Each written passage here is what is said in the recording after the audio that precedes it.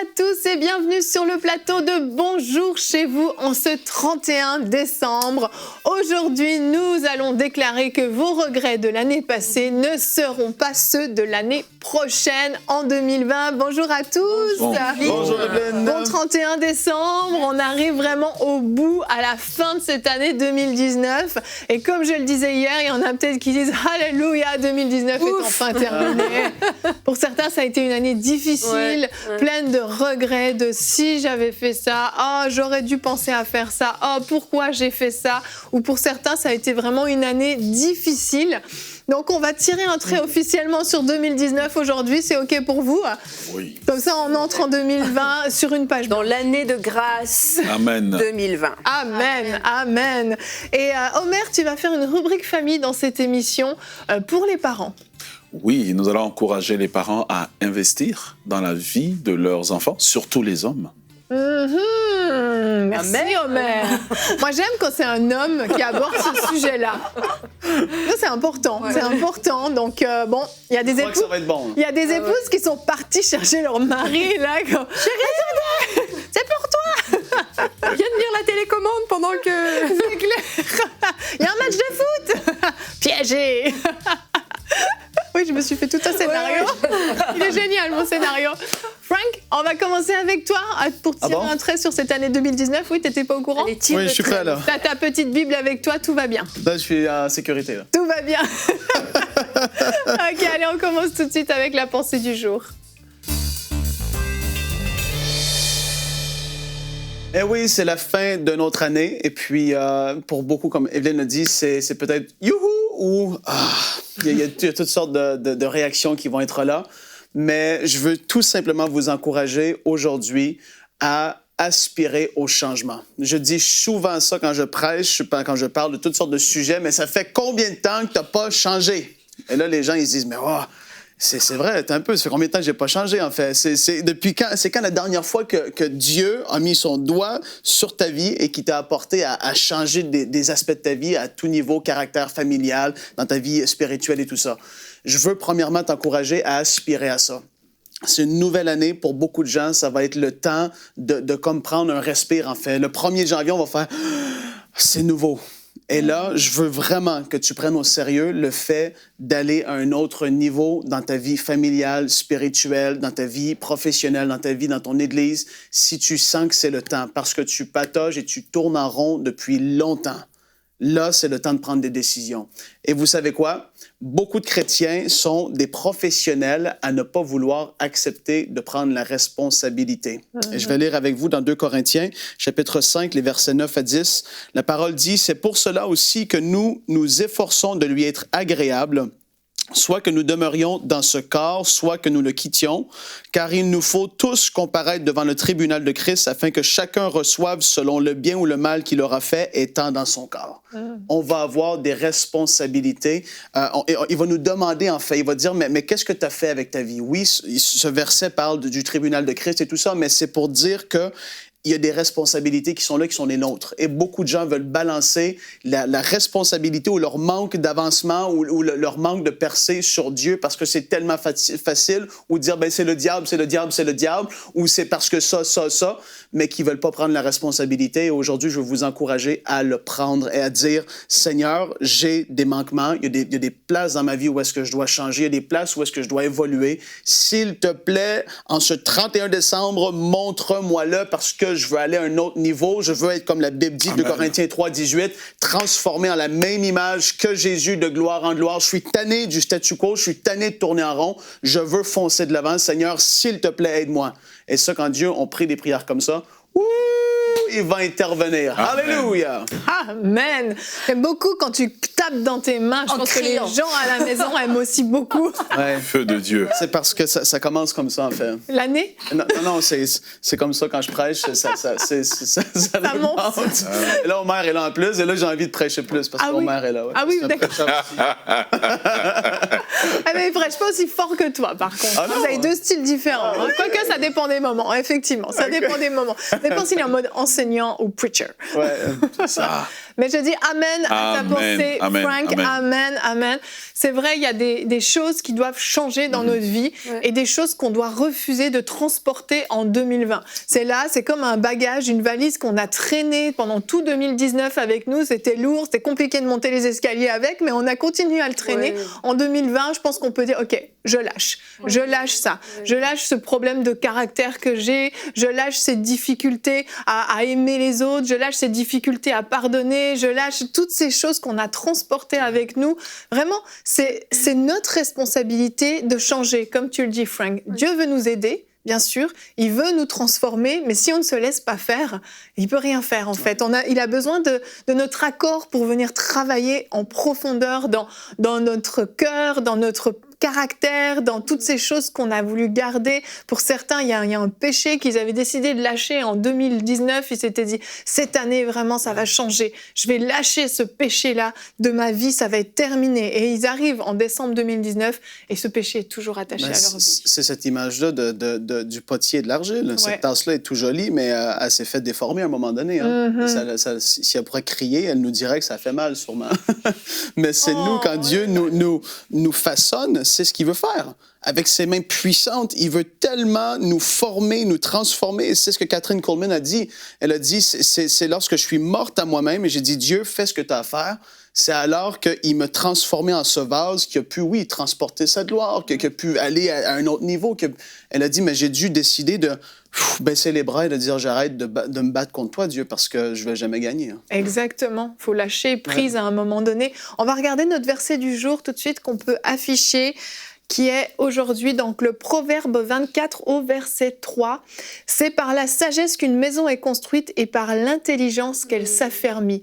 Cette année 2020, on va la construire comme une maison. Amen. Notre vie, on l'a construit, hein, mais on a dit on repart à zéro en 2020, on l'a construit. On a besoin de la sagesse de Dieu, on a besoin de son intelligence pour être affermi, pour être solide. On connaît tous cette parabole de la maison sur le sable et de la maison qui est bâtie sur le roc. On veut être cette maison bâtie sur le roc en 2020 et plus être là sujet à la moindre tempête s'effondrer, à la moindre tempête retourner à la case départ, à la moindre tempête se poser des questions. Est-ce que vraiment je suis enfant de Dieu? Est-ce que vraiment je suis né de nouveau? Est-ce que vraiment Dieu m'aime? À remettre en question des choses qui sont évidentes pour les enfants de Dieu, mais être en 2020 une maison affermie.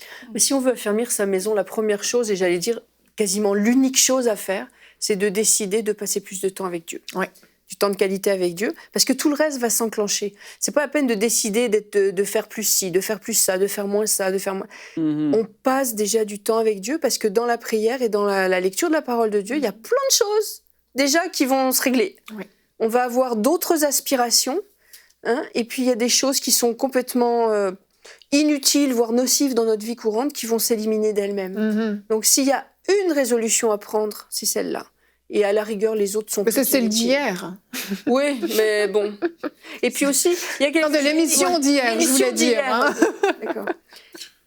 Non, vas-y, continue. Je passe le relais. Continue, Anne. J'avais aussi, pendant que Frank parlait, j'ai vraiment pensé aussi à quelque chose.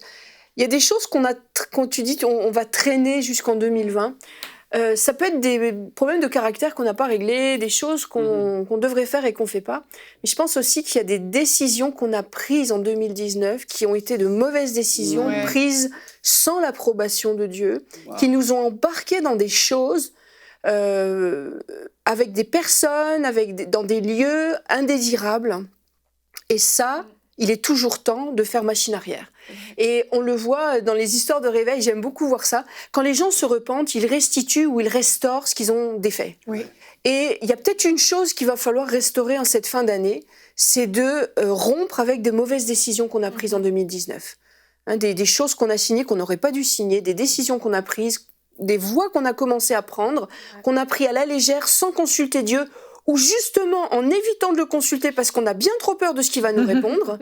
Et ces choses-là, si on rectifie pas le tir rapidement, on va les entraîner dans 2020. Et puis quand on commence à dévier un peu, après plusieurs années, ça fait une énorme déviation. Oui. Donc s'il y a des mauvaises décisions qu'on a prises en 2019, c'est temps là de dire je traîne pas ça en 2020, j'arrête ça, dépendamment de ce que c'est, évidemment. Oui, on ne va pas divorcer si on s'est mal marié en 2019, je précise. Non, mais ça peut être plein de choses. Oui. Une décision de Bien faire sûr. certains types d'études ou d'aller dans un certain lieu, de louer à un certain endroit une maison. Il y a plein de choses. Oui. Plein de choses dans les vies, des décisions qu'on prend. On en prend plein des décisions dans une année. Il y a des décisions qui ont été mal prises en 2019. Il faut qu'on rectifie avant de rentrer dans 2020. Exactement. J'aimerais confirmer cette parole. Ça vient vraiment de Dieu. Pendant qu'Anne est en train de parler, je vois vraiment dans mon esprit quelqu'un qui a pris une décision d'aller prendre un véhicule et je vois cette personne en train de retourner le véhicule à la banque. Quand cette personne écoute cette parole, il y a une conviction qui tombe dessus en train de retourner le véhicule à la banque. Souvent, ce n'est pas qu'on ne sait pas qu'on a pris une mauvaise décision, en fait, c'est le courage de faire des mythos. Ah oui, Là, c'est vrai. Là, je m'en vais dans la mauvaise direction. Parce que la voie peut sembler bonne. Et j'aimerais encourager, si cette parole est pour vous, si ce que Anne est en train de dire est pour vous, prenez le courage de retourner. Parfois, il vaut mieux avoir un problème avec votre banque que d'en avoir avec Dieu au ciel et ouvrir une porte tellement grande à l'ennemi que vous allez mettre en péril votre avenir, mettre en péril vos jours. J'aimerais juste vous encourager si cette parole est pour vous. Amen, amen.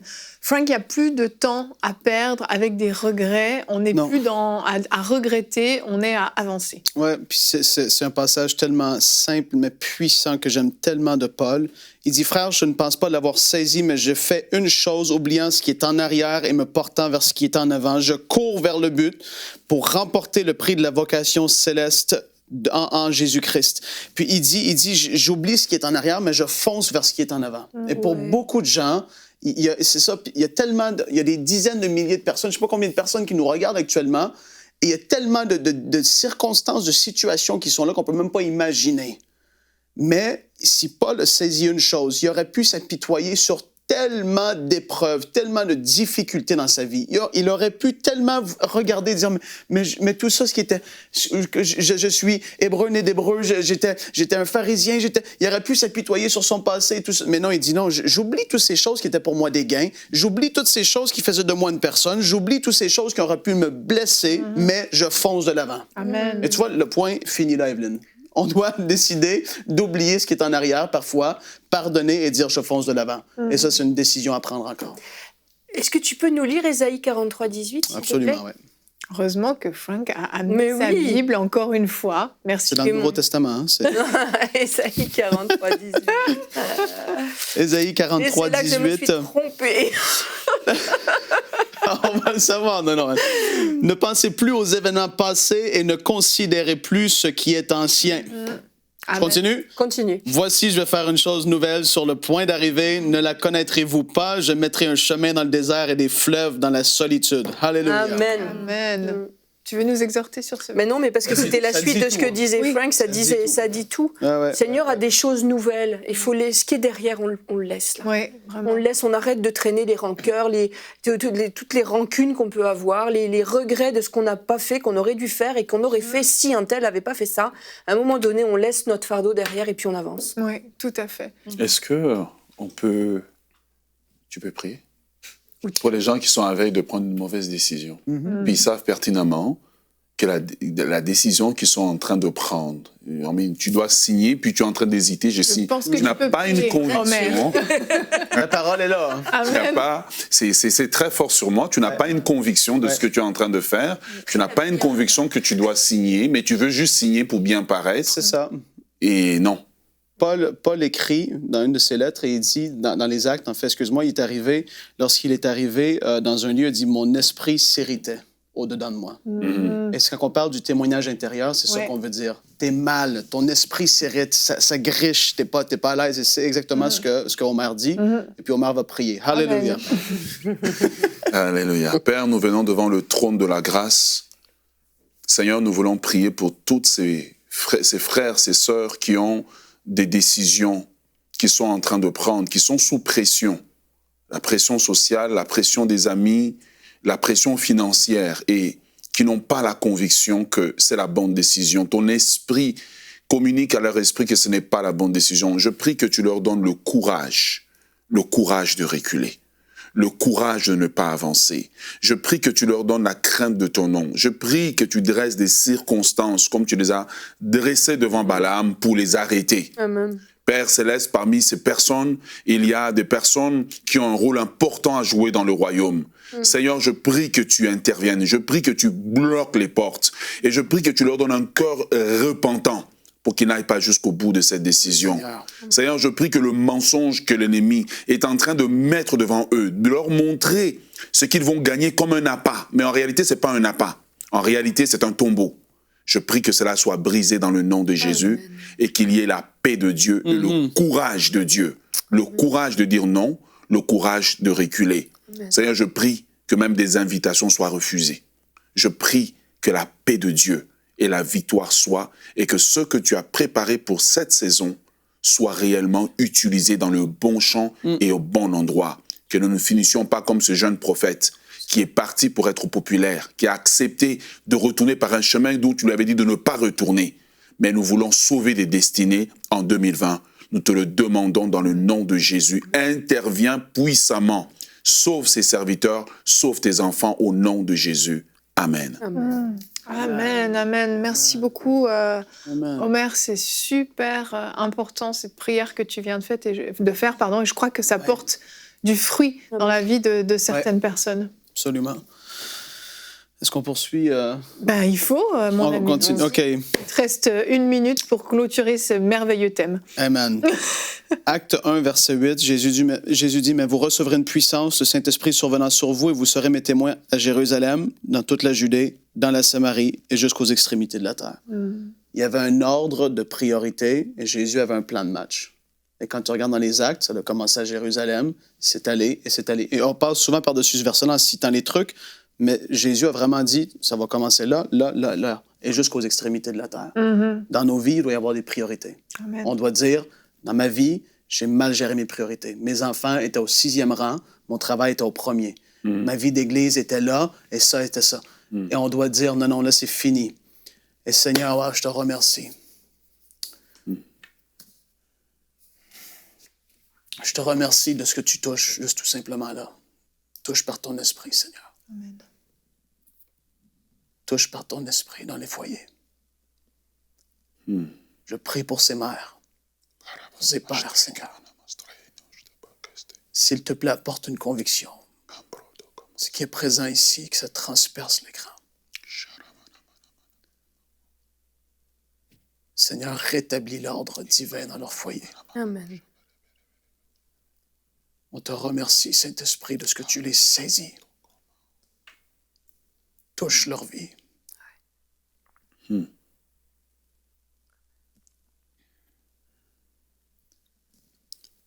Seigneur, merci. Merci, Seigneur. Ouais. Amen. Il doit y avoir vraiment ces priorités et il ne faut jamais oublier que rien n'est possible. Avec Dieu, tout est possible. Il n'y a rien qui est impossible. Avec Dieu, tout est possible. Et je vais le répéter une autre fois, avec Dieu, tout est possible. Peu importe les erreurs que vous avez commises, peu importe les situations financières, peu importe les erreurs dans votre couple, il n'y a rien d'impossible. Rien n'est impossible avec Dieu. Et je fais exprès de me répéter. Rien n'est impossible avec Dieu. Je renverse ces paroles d'incrédulité que vous avez prononcées, qui ont été prononcées sur votre vie.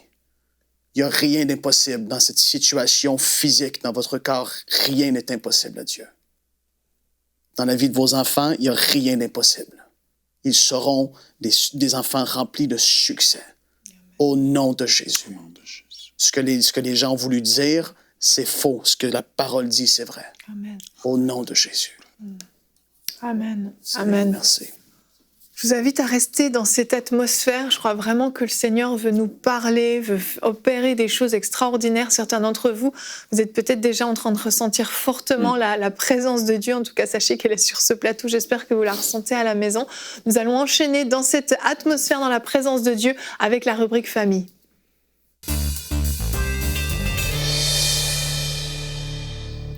Omer, je crois qu'on a compris que Dieu veut vraiment remettre de l'ordre dans nos vies aujourd'hui et dans cette nouvelle année. Et je crois vraiment que remettre les enfants, nos enfants, à la bonne place dans notre vie est une priorité pour cette année 2020. Oui, effectivement. Et je bénis Dieu d'avoir le privilège de faire cette rubrique, le privilège d'être sur ce plateau. Il y a une présence de Dieu électrique extraordinaire en ces lieux. J'aimerais adresser cette rubrique à mes collègues masculins, aux hommes, papa, homme d'affaires, pasteur, joueur de sport, je vais dire, voilà, sportif, futur papa. J'aimerais vous dire que vous êtes important. Vous êtes très important dans le plan de Dieu. Vous n'êtes pas un échec. Un échec. Un échec? Mm-hmm. Vous n'êtes pas un échec. Vous n'êtes pas un échec, même si vous avez eu un passé difficile. Vous n'avez peut-être pas reçu l'amour, mais vous êtes important, important aux yeux de Dieu, important pour la construction de votre famille. Vous êtes important pour l'avenir de votre Église et l'avenir de la nation. J'aimerais vous dire que Dieu a besoin de vous et Dieu peut vous utiliser pour produire des enfants merveilleux. J'aimerais vous dire que vos enfants ont besoin de vous. Surtout vos garçons ont besoin de vous. Amen. Genèse chapitre 22, le verset 6, un de mes textes préférés. La Bible dit, « Abraham prit le bois pour l'Holocauste, le chargea sur son fils Isaac et porta dans sa main le feu et le couteau. Et ils marchèrent ensemble. Mm-hmm. » La relation avec les enfants, la relation avec nos enfants, surtout les garçons, c'est développer l'art de marcher ensemble. Pourquoi? Parce qu'en tant que père, on peut marcher très vite, tandis que les enfants marchent lentement. C'est vrai. En tant que père, il y a des choses qui, pour nous, c'est des banalités, mais pour l'enfant, c'est très important. Et donc, développer l'art de marcher ensemble devient nécessaire pour pouvoir réussir. Et il n'y a qu'un homme qui peut produire un homme. Il y a des moments où l'homme n'est pas dans le foyer, Dieu donne la grâce à l'épouse ou à la femme de produire un homme, mais dans le plan de Dieu, un homme produit un homme parce qu'on se reproduit selon son espèce. Ouais. Et ça, c'est une des choses que j'ai dit toujours à la maison. J'ai dit toujours que ça prend un homme pour produire un homme. La façon dont je veux jouer avec mon garçon, c'est pour produire un homme. Donc parfois, nos chères épouses nous regardent jouer avec nos garçons. Ils ont l'impression que démolir la maison. Qu'on va démolir la maison, qu'il va. Alors il va survivre. Il n'est pas mort, il est vivant. Mais c'est l'art en fait de marcher ensemble. Je bénis Dieu à deux niveaux. C'est d'avoir eu un père qui a su ralentir parfois à ma cadence pour marcher avec moi. J'aimerais appeler des hommes à ralentir pour marcher à la cadence de l'enfant. Abraham marchait à la cadence, au pas de Isaac. C'est pour cela qu'ils sont arrivés ensemble au lieu du sacrifice. Parfois, on veut gagner le monde entier, mais quand on arrive au lieu du sacrifice, on a perdu tous nos enfants, on a perdu tous nos garçons. Pourquoi? Parce qu'on a marché trop vite, on est parti trop loin, on les a abandonnés. Alors, c'est important d'investir dans la vie de nos enfants. Pourquoi j'investis dans la vie de mes enfants? Il y a principalement 5 raisons que je relève. Et ça, c'est une des choses que j'aime. J'aime m'asseoir avec eux. J'aime regarder la télévision avec eux. Le vendredi soir, quand j'ai fini mes réunions, on se fait la soirée popcorn, quand c'est possible, on regarde nos films, et maintenant qu'ils sont des adolescents, ben je m'assieds, puis moi je suis un amateur de boxe, je les initie à regarder ça avec moi. Amen. Voilà. Je les initie à regarder ça avec moi, mon garçon. De papa, effectivement. Ben, en fait, c'est parce que je veux pas simplement parler de ce en général. Je veux montrer ce que je fais. Après ça, je veux tirer les leçons. Je m'assieds, on regarde mon garçon joue au football américain. Eh bien, je m'assieds avec lui. Est-ce que tu veux qu'on regarde un match ensemble? Je comprends 30% de ce qui s'y passe, mais c'est important pour lui, alors je le fais. Est-ce que je peux l'accompagner quelque part? Bonjour, comment était ta journée? Avoir une conversation. Monsieur, vous n'êtes pas les dictateurs de votre maison, mais vous devez être ceux qui vont initier. Isaac a pu marcher au même pas qu'Abraham parce qu'Abraham a ralenti au pas d'Isaac. C'est pas Isaac qui a accéléré, mais c'est Abraham qui a ralenti. La chose que j'aimerais rajouter, c'est que quand ils ont commencé à marcher, ils ont laissé leurs serviteurs. Vous voyez, parfois, ils ont laissé toutes les béquilles, le flafla.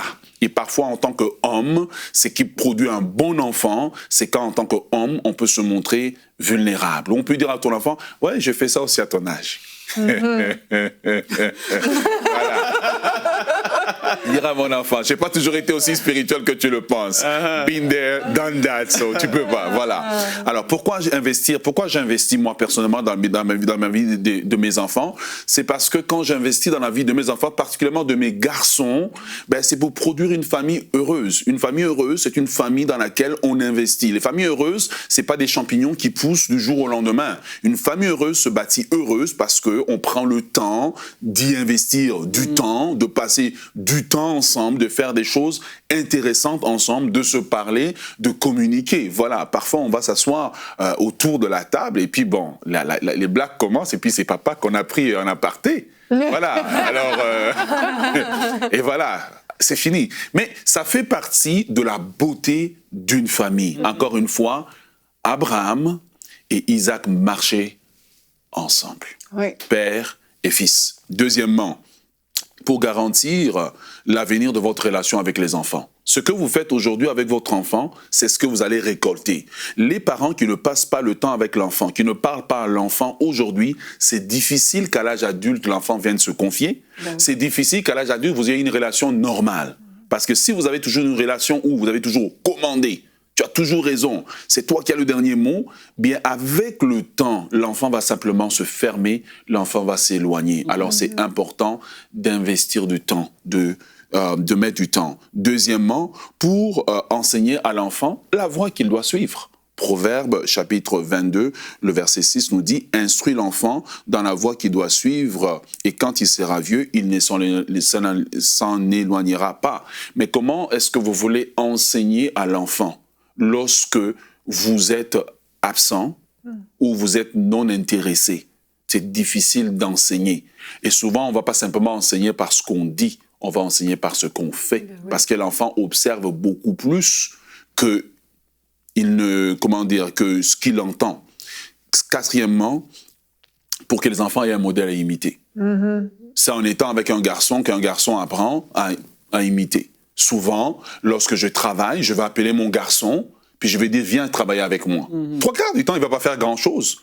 Mais le fait de me voir le faire, de me voir couper le gazon, etc., de me voir déplacer des choses, il enregistre dans sa tête. Parce que le grand problème d'aujourd'hui, c'est qu'on envoie des hommes se marier qui ne sont pas des hommes. C'est vrai. Et on leur demande d'être des chefs, mais ils ne sont pas préparés à être des chefs. Alors moi, en faisant ça avec moi, Annabelle, tu as été témoin, tu es venu, tu as vu. J'ai vu. Quand Nadine avait les pieds cassés, il a pris Nadine, il l'a soulevée pour la porter à la voiture sous le regard de ses deux fils. C'était la partie, c'était plus la partie où j'ai taillé la haie, mais bon, ce que je veux dire, c'est que mes garçons, parce qu'on pense que le modèle à imiter, c'est simplement le modèle de la prière. Non, c'est le modèle même de comment un homme est dans une maison, mais c'est en me voyant.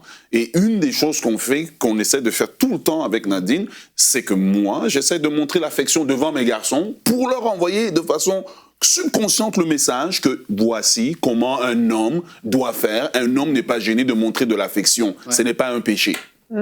Quand je travaille, viens travailler avec moi. Pourquoi? Parce qu'il développe les valeurs du travail, mais non seulement il développe les valeurs du travail, mais il apprend qu'un homme doit travailler, un homme doit entretenir la propriété que Dieu lui a donnée. Je deviens un modèle. Pourquoi? Parce que je l'associe. Mais quand je travaille, je ralentis à sa cadence. Je ne le garde pas pendant 3 heures en train de travailler, le pauvre petit.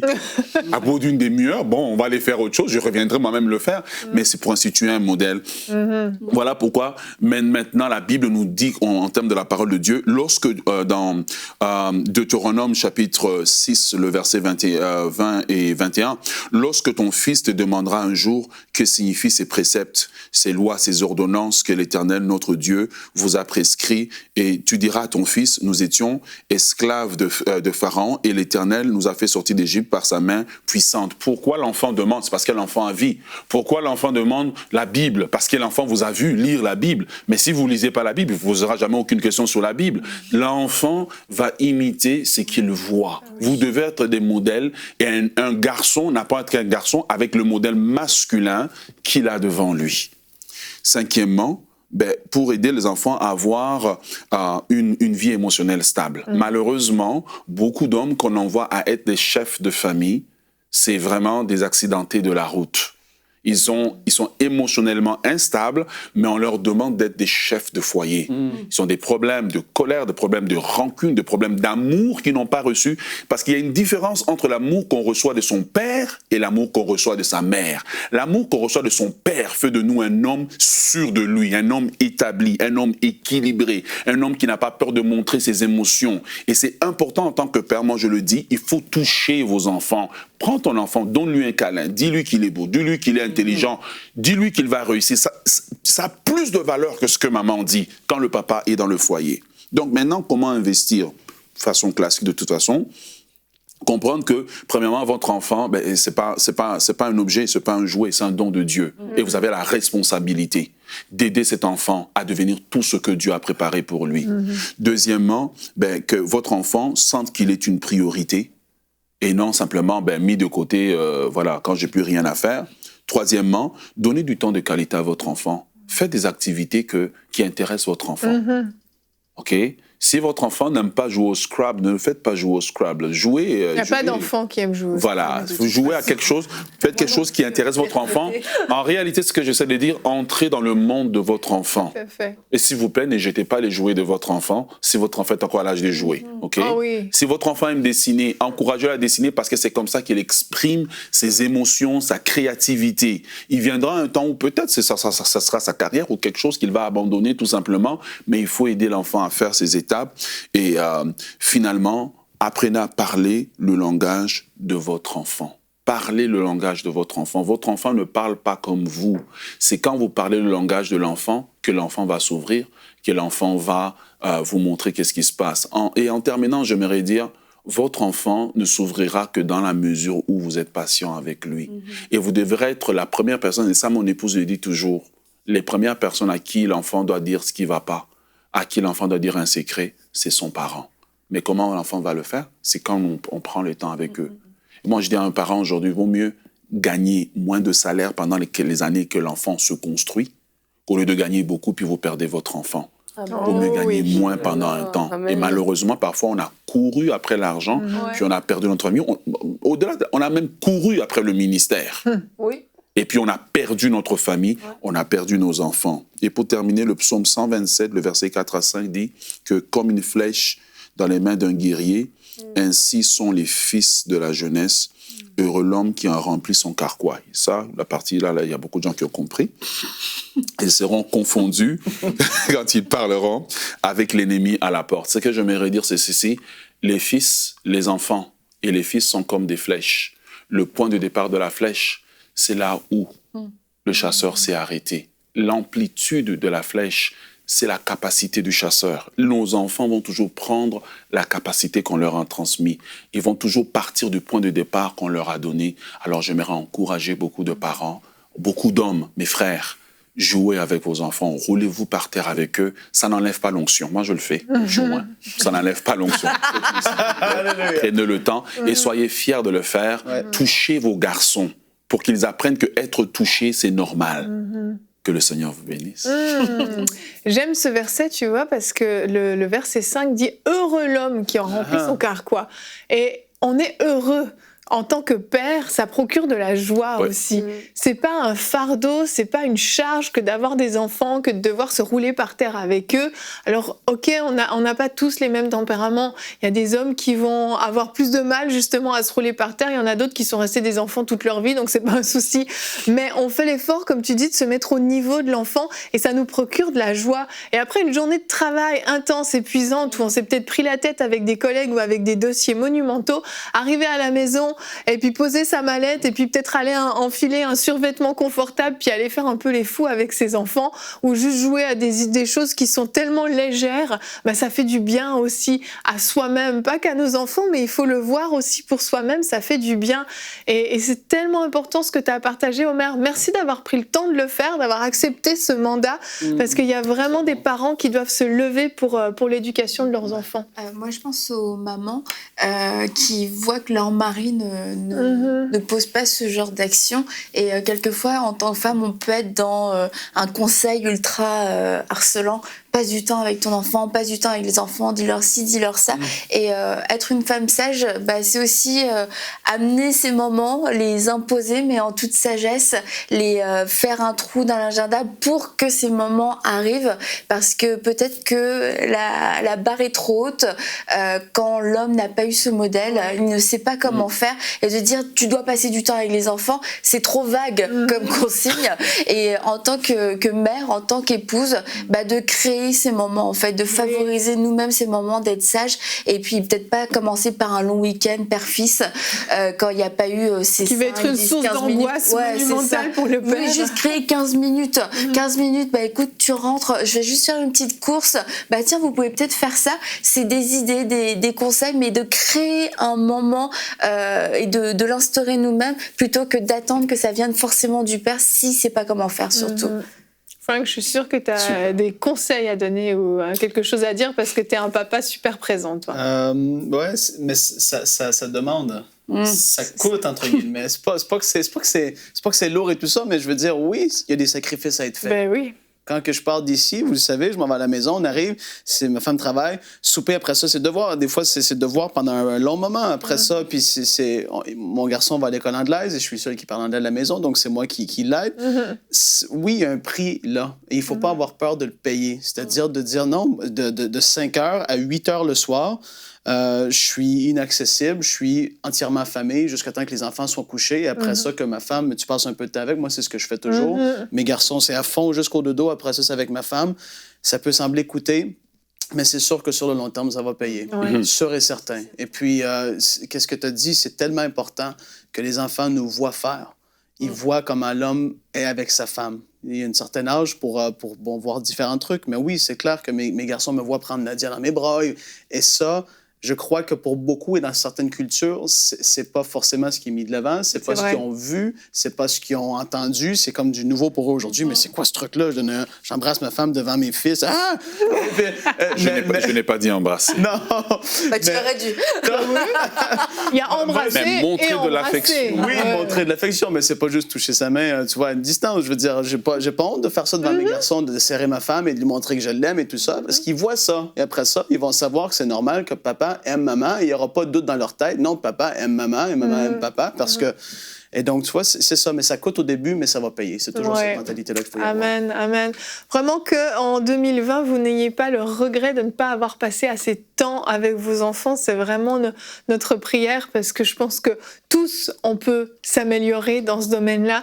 Tous, on a à faire mieux et on peut couper les téléphones quand on est avec nos enfants. 1 heure dans la journée sans téléphone. Les consoles de jeux, la télé, tout ça. Ça dépend. Il y a effectivement des activités père-fils à regarder du sport ou des choses comme ça qui peuvent être très chouettes parce qu'on partage des moments. Mais effectivement... Les papas qui passent la soirée en revenant du travail sur une console de jeu, dans mon ancienne église, j'en connaissais. J'en connais aussi. Et ça détruit les familles. Là. Vraiment. Donc, les pères, s'il vous plaît, là, vous avez fait des enfants, vous en occupez. La console Nintendo, ça sera pour la retraite. En fait, en réalité, quand on voit un père qui fait ça constamment, en fait, ça démontre une carence de l'enfance. C'est que lui-même, dans un certain domaine, n'a pas fini de grandir. Donc, il essaie encore de rattraper parce que lui, il n'a pas vécu ça. Et parfois, c'est là que maintenant, en thérapie pastorale, on va mettre le doigt dessus et prier justement pour que le Seigneur puisse aider cet homme à franchir cette étape-là. Amen. Bonne rubrique. Ah ouais, franchement. Omer, tu reviens en 2020 Pour le quiz. Pour le quiz aussi. Oui, il y en a qui sont impatients de retrouver le quiz. D'ailleurs, patientez encore un petit peu, vous n'allez pas tarder à le retrouver. Promis, en janvier, vous en aurez un. Merci beaucoup, Omer. Très, très bonne rubrique et très belle émission qui fait du bien. En ce 31 décembre, on a eu le privilège d'avoir un petit temps avec le Saint-Esprit en plus qui vient remettre de l'ordre dans nos vies et qui vient effacer les regrets du passé. Allez, on commence sur une page blanche. Demain, on se retrouve pour une nouvelle émission sur une page toute blanche et notre thème sera cette année, apprends à mieux gérer ton temps. Eh oui, la gestion du temps, on commence l'année avec ça. Je pense que ça va en aider certains. Et nous aurons la rubrique conseil du coach avec un coach qui vient exprès pour ça, un spécialiste de la gestion du temps, Mathieu Desroches, qui va donc nous faire une rubrique conseil du coach pour nous donner des conseils pratico-pratiques pour mieux gérer notre temps en 2020. Merci à tous de nous avoir suivis. Je vous souhaite d'ores et déjà une très bonne année. On se retrouve demain, même heure, même endroit. Allez, bonjour chez vous.